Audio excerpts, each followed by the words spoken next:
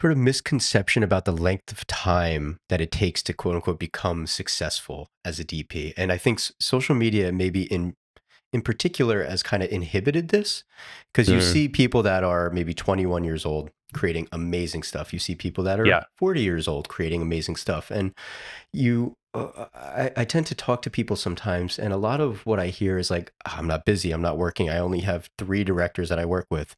Well, you started last year.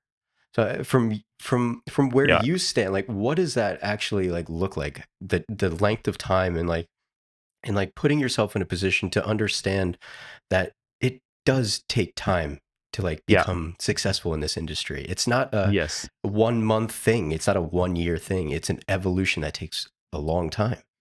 Yeah, it does.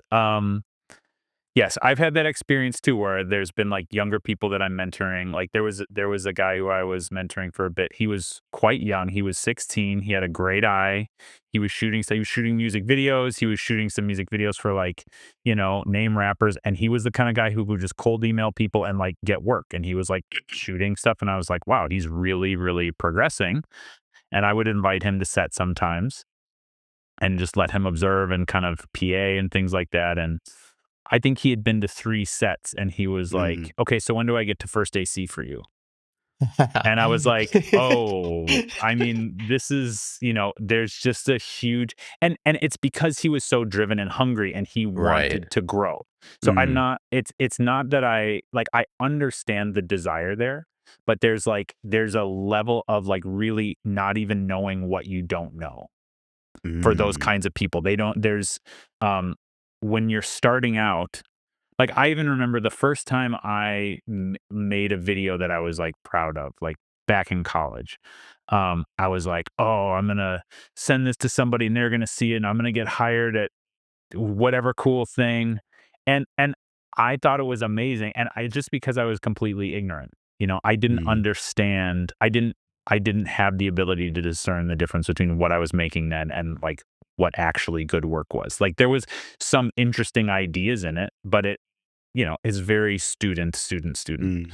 Um, and the more proficient I get, the more I see how far I have to go to like reach my ideals. Um, I think that for everybody, myself included, social media, and I mean this is like I feel like I hear this all the time and I feel like so cliche talking about it, but it's like every myself included, like everybody that I talk to, social media makes them feel like they are not successful enough. Yeah. Like there's always some cooler project, there's always some bigger director, there's always some bigger budget, cooler location thing, and we're all comparing ourselves to everybody else's best day, which feels even worse when you're having a slow month. Um, but I've even had times where, like, I'm on a really cool job, and I pull up my phone, and I'm like, "Ah," but they're, like, in Tokyo shooting, and I'm like, "Wait a minute. I was just feeling really good about what I was doing until I opened this and I'm comparing myself." So, Mm.